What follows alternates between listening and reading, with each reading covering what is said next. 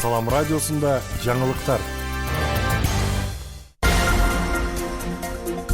Саламатсыз бардактуу угарман жана YouTube каналыбыздын көрүүчүсү. Эфирде жаңылыктар түрмөгү, аны менен мен Нурпейла Шор кызы тааныштырам.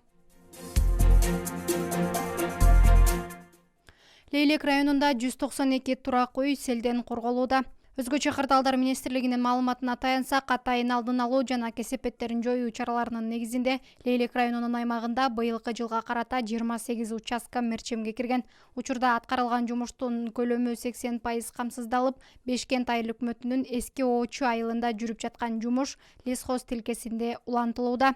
Натыйжада сел өтүүчү сайдын 100 метр аралыгында 150 дана габион торчолору орнотулат. Сел коркунучунан коргоо чараларынын жыйынтыгы менен район аймагында 192 турак үй, ФАП жана мектеп имараты, мечит жана көпүрө, ошондой эле 3820 метр ички чарбалык жол, 22 гектар үлүш жер аянты, трансформатор жана скважина коргоого алынат. Сүлүктүдө 32 жаштагы жаран экстремисттик материалдарды жайылтууга шектелүүдө. Бул тууралуу облустук милициядан билдиришти. Маалыматка ылайык, Сүлүктү шаарынын 32 жаштагы тургуну 2003-жылы жогорку соттун чечими менен Кыргызстандын аймагында ишмердүүлүгүнө тыюу салынган экстремисттик жана террористтик уюмдарга тиешелүү символикалар, чакырыктар камтылган аудио материалдарды жайылтып жүргөн. Аталган факты Сүлүктү шаардык ички иштер бөлүмүнүн кылмыштардын бирдиктүү реестрине кылмыш жаза кодексинин экстремисттик материалдарды даярдоо, таратуу беренесинин негизинде катталып, учурда тергөө иштери жүрүп жатат.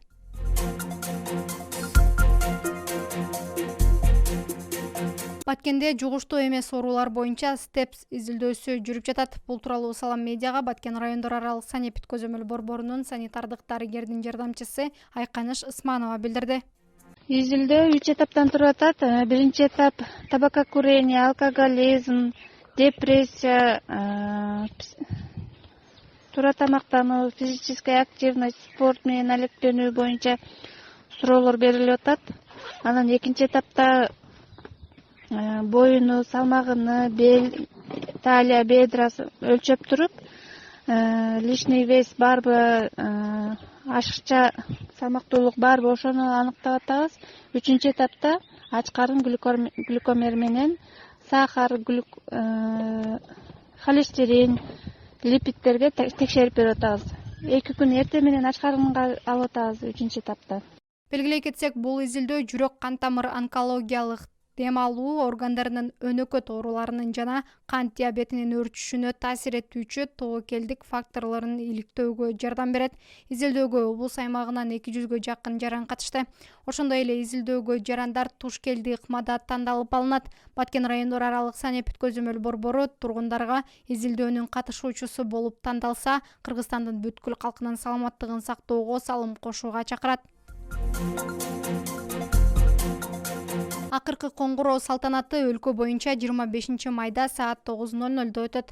Бул тууралуу билим берүү жана илим министри Каныбек Иманалиевдин 2022-2023 окуу жылынын уюшкандыкта жыйынтыктоо жана салтанаттуу иш-чараларды өткөрүү убагында бүтүрүүчүлөрдүн өмүрүн, коопсуздугун сактоо боюнча буйругунда жазылат. Жалпы билим берүү уюмдарынын жетекчилерине салтанаттуу иш-чараларды өткөрүүгө мыйзамсыз түрдө акча жана башка чогултууларды жыйноого, ошондой эле бүтүрүүчүлөр жана алардын ата-энелеринин катышуусунда акыркы коңгуроо салтанатынан сырткары иш-чараларды уюштурууга тыюу салынат.